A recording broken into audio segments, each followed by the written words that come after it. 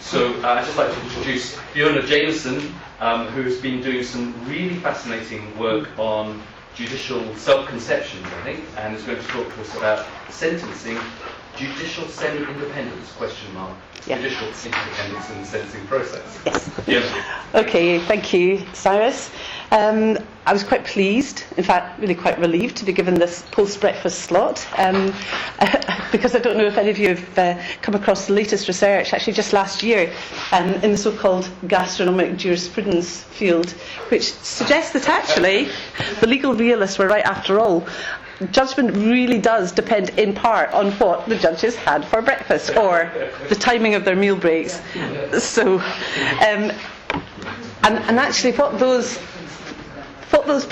scientists in that project did was to extrapolate more broadly to human judgment, and they say there are some broader ideas that can be taken from that. To put it briefly, that the timing of meal breaks and the content of meal breaks really does influence cognitive human judgment. So I'm lucky, bad luck, Cyrus, because you're on just before lunch. But anyway, but holding with the legal realist, that's actually quite a good place to start today, because of course. That set of ideas attributed to the legal realists, that the influences on a judge are in fact so wide that it might as well depend on what the judges ate for breakfast. That is a caricature of legal realism, but their work, of course, underpins probably a lot of what we all do, which is tracing influences on judicial behaviour. And indeed, the very title of what we're doing, these few days, the symposium itself, points to how far we've come, how far we've all come from some very early ideas about sentencing as the sole decision of the individual autonomous judge, and where we've reached now is to a very rich understanding of the collaborative nature of sentencing and the important role that other professional groups and processes play in the process. But what I want to do today, building on that in a way, is to look more closely at some other interprofessional dynamics in the sentencing process, and in particular between judges themselves rather than judges and the other professional groups and the other professional processes. And there's a lot of work in that field, a lot of really useful work. But I think this particular dynamic, which is something that emerged from my PhD research, now completed, I think is quite interesting in itself. So what I'm going to do today is to use some extracts from my PhD research to bring out some of the ideas that I'm talking about here. Very briefly, before I go on to the first slide, my PhD research was a narrative study of judicial careers. And in the course of that research, I carried out a series of biographical narrative interviews with retired judges in which I invited them to reflect on their judicial careers and their experiences and the highs and lows of their careers and their preoccupations from that time. So if I could encapsulate one key question which I think this particular bit of research throws up, that question would be, is judicial independence, so-called, in sentencing more accurately described as some kind of semi-independence or interdependence? So very briefly, first, just to make sure that we're all talking about the same thing here when we're talking about judicial independence, it is, of course, a vague concept. It defies conceptual precision. It defies really much close empirical evaluation. So it's a very slippery concept, very hard to get hold of. And it's also a reified account of the judicial role. It serves legitimising functions for the judiciary and for governments. It allows legal institutions to be legitimised, sustained. It allows judges to defend, of course, discretionary decision-making and certain kinds of discretionary decision-making, and allows them to defend indeterminacy in judgment as well. So we need to be aware of it. That's one of the functions of that concept of judicial independence. But just to narrow it down further, what I think is that there are two principal meanings in use when we talk about judicial independence. We talk about the independence of the institution, and by that we mean the separation of powers. So that's the independence of the judiciary from the executive and from the legislature. But there's a separate meaning in use, which is the impartiality of the individual judge. Now, in my own reading of much of sentencing work, these two concepts are muddled in practice. So I found it helpful myself when I was doing my own research to think of it in these terms. I'm sure I'd be interested to know if people have any other ideas about my conceptualisation. But for working practices, I find it easier to think about these two different meanings, and obviously I'm focused on the impartiality of the individual judge. Hello. So where does this fit into sentencing then, this idea of judicial independence? What's the relevance of it to sentencing? Well, this model of the independent autonomous judge is a formalist model, and it's based on a strong idea of the individual judge, that's the independent, the autonomous decision maker who's not subject to outside influences. So this is the strong idea of the individual, the independent judge who's not unduly influenced by outside factors, including his fellow judges. Okay. So very strong emphasis on the personal responsibility of the judge for their individual decisions. Okay. And there's, of course, a symbolic image there that we're tapping into when we're talking about the individual judge as well. And it's worth noting, just in passing almost, that the symbolic model of independent judging is actually a gendered, masculine image as well.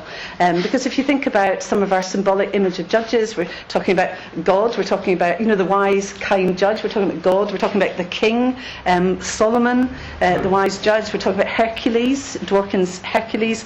And these are embedded, this masculine image of judgment is embedded in our collective imagination. I'll come back to this later because I think that aspect of it has some implications for questions of diversity in the judiciary. But Mallison here in this quote sums up some of the tension which arises when you've got the strong notion of the independent individual judge and any kind of collective action, which I'm going to go on to show, of course, does in fact happen. So what Kate Mallison says is the philosophy of collective judicial action, with its emphasis on consistency and standardisation, is not easily reconcilable with the culture of autonomous decision-making which has prevailed within the judiciary.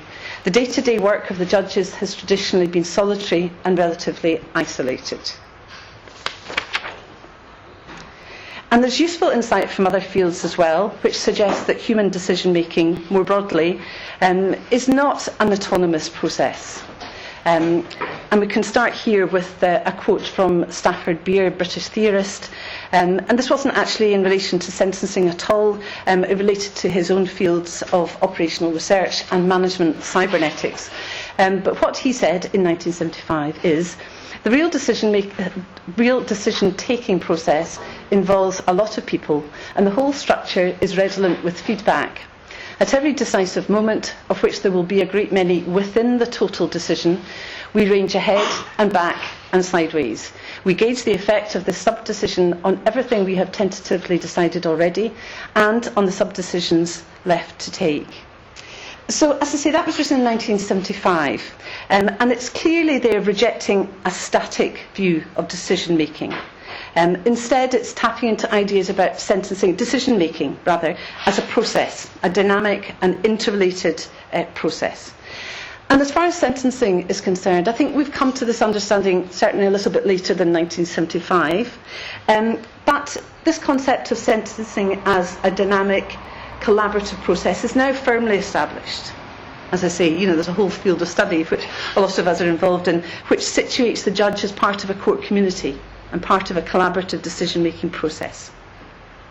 But there is another set of processes which have mostly escaped certainly research attention, and that's where the judge, facing a tricky sentencing decision, will go off the bench to deliberate. Now, I'm conscious this is a cultural context to this. I'm describing sentencing practice in Scotland, okay, and I'll explain a bit more about that in a minute.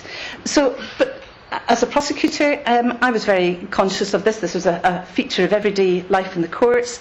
The judge would go off the bench. We would sit there twiddling our thumbs, knowing exactly what the judge was doing, which is basically to go off and try and get hold of a colleague, often any colleague, to run ideas past. It was a kind of judicial version of phone a friend, pick up the phone. So what I'm going to do here is to take a look at what some of the judges I interviewed said about this particular process.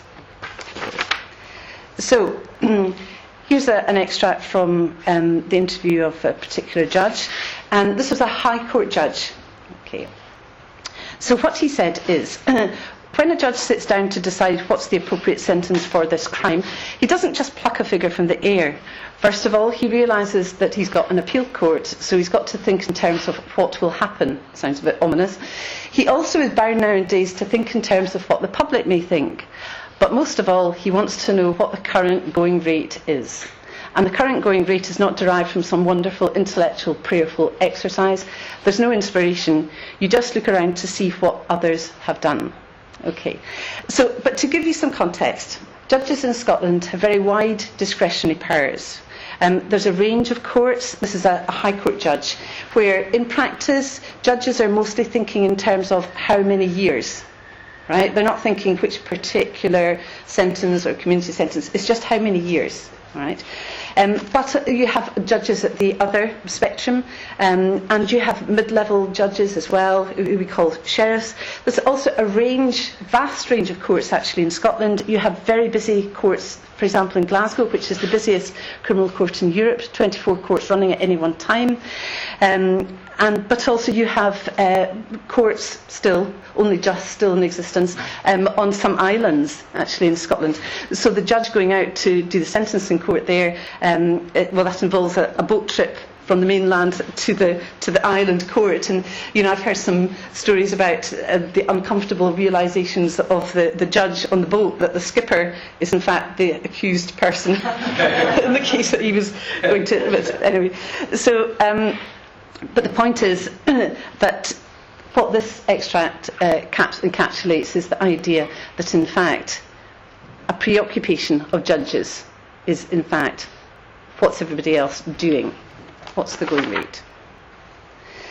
So, one thing that emerged from this, from my research, is that location was very important for this process of deciding, what is the going rate. And the location was important when they wanted to consult with their colleagues. Okay. So I had stories which were peppered with comments about, so I went up to the lunchroom, to see who was there, to say, okay, what do you think about this? Or, so I went up to the common room, and in another quote, in the Western Club. Now, to explain why that was particularly significant, the Western Club is a private club in Edinburgh for men only. Okay, I'll come back to this. So hold on to that idea that this is one of the opportunities where geographical locations where judges go to speak to other people, and one of the locations is a men's only club. Okay. So here are some other extracts from sentencing practice to give you a flavour of what it is that they think they're doing and the rationale for it. So another judge said, I've known so many sheriffs that whichever sheriff court I was in, I would go up to one and say, look, I need to talk to you about this. I never ever had a problem with having an open and detailed discussion with someone I felt I could speak to. So I just feel that the whole situation in a country of our size has worked well. Another judge said, and of course, there's plenty of colleagues you can speak to, and they've no interest whatsoever in the case, no technical interest in the case. So they gave you truly disinterested advice and a steer. Okay, that's significant. Because sometimes you can make a big mistake. You can find you're wildly excessive or wildly lenient, as it were. But you don't want to be like that, because the law says that, if you deliver an unduly lenient sentence or an unduly severe one, then that's a miscarriage of justice, which is the last thing you want to do. So if you can find other ways of balancing and checking your own, as it were, intuitive response to the situation, well and good. Okay. So here you've got rationales, not only descriptions of what they do, but rationales for consultation, informal consultation with their colleagues. And you can see coming from this that the overriding rationale for it is to avoid a miscarriage of justice, but to make sure that they're mostly doing what the other judges are doing. And it's also interesting to note that when these judges were recalling the highs and lows of their judicial careers, almost all of them, and mostly spontaneously, it wasn't necessarily in response to any question that I asked, they all said that they found sentencing the most difficult of all their tasks, but also that they experienced it as a lonely task. Okay. Even the fact that they acknowledged that, I mean, a lot of them were quite well read, and they understood, they knew some of the literature to do with, about collaborative processes and how that feeds into the sentencing process. So they understood that, but nonetheless, they themselves, at the end of the line, making the decision, they experienced that as still ultimately their responsibility. Okay, so how can we characterise this practice then? Okay, why did they do it, and what are the effects and some of the implications of what they do? Well, I think we can think about judges, sentencing judges, as a group of, as Ruben says, semi-independent, discretionary decision makers, obviously culturally context as well, but also as virtuosos who rely on a sense of the game, and that's on the sense of the game rather than on rules and principles. And this, of course, this idea that they're trying to intuitively work out, what everybody else is doing, this, of course, goes some way to explain this kind of informal consultation. And, of course, what they're also doing is they're seeking consistency in this context of a sentencing practice which provides a very wide discretionary framework. So what kind of consistency, though, are they looking for? What I think emerged from my own research is that they were conscious that it wasn't just making sure that they themselves were consistent with their own decision making, but it's this sense of consistency with other judges as well. And this quote here, I think, is interesting for what it suggests about the effect of this process, which is to drive sentencing towards the middle. Okay. And I'll come back to this in a minute, whether this is a good or a bad thing. But this particular judge said, and he was talking about a colleague of his, now deceased, called Lord Stott. But anyway, this judge said to me, I mean, you remember the late Lord Stott, as it was? He would have been very lenient, and he was quite knowledgeable about penology. He didn't believe in prisons. But I remember him saying to me, there's nothing I can do about it. There's no point in my being known as the lenient judge if all my judgments are being challenged. He said, this is this other judge, I really have to do what the other judges do. I can't step out of line. And he was right about that. He said you can't have people saying, let's get the case before Lord Stott because he'll give us less. Okay.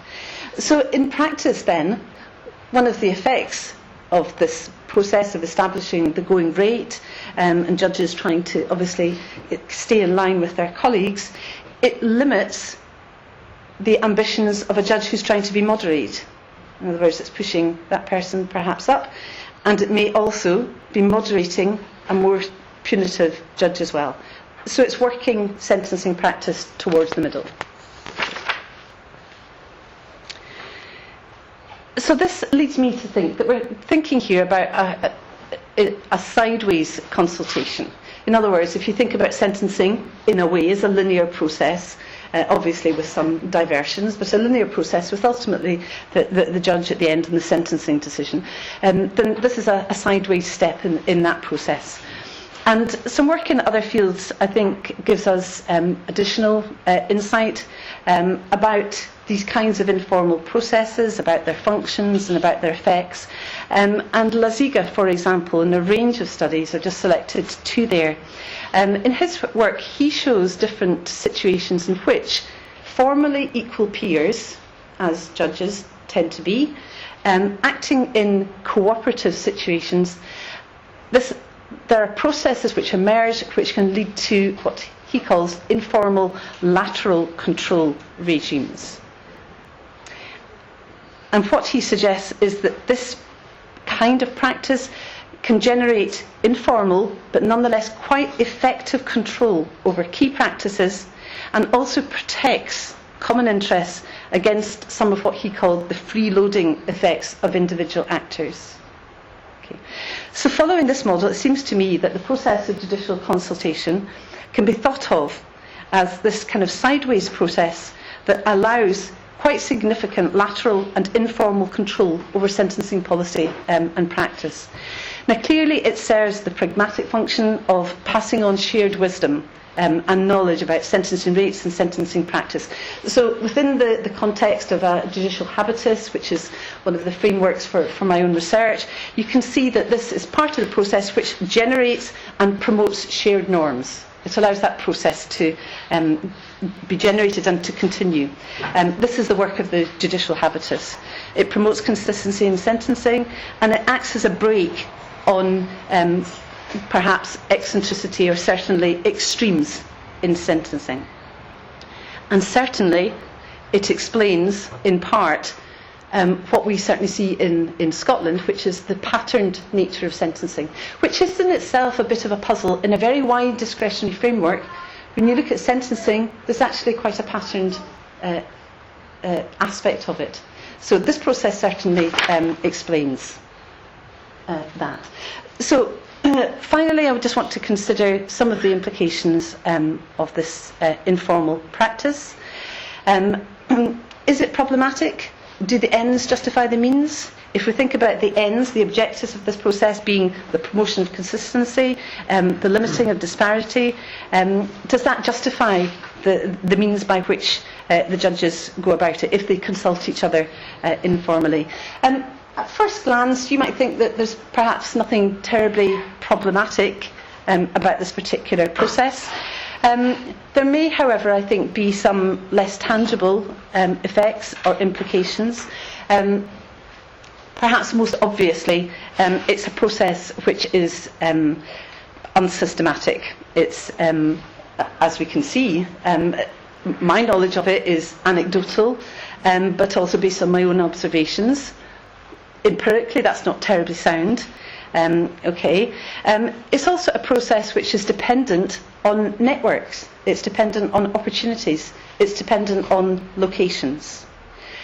And if we start thinking about it in those terms and start feeding in some more subtle variables into the process, then I think there is the potential for problems here. So, for example, if we think about some of those variables, if we talk about gender and race, we know from some research that the presence of a female, this is research in the US actually, is it Peresi? I don't know how to pronounce that, 2005, found that the presence of a female judge influenced the voting of male judges on multi-member benches. And more recently, last year, Castellac found that randomly assigning a black counter-judge, that's a black judge sitting with two non-black judges, so assigning a black counter-judge to a three-judge panel of the Courts of Appeal nearly ensured, almost completely ensured, that the bench voted in favour of an affirmative action programme. So in other words, we're talking about some subtle influences here on judges' voting patterns. Now, we're talking there about that US research is based on what we would call proper collegiate decision making. But I think we can maybe extrapolate from that to some of these informal decision making processes. And if we take it the next step, what about female judges, for example? Do they have access to the same networks and the same locations? They certainly don't if we're talking about the Western Club in Edinburgh.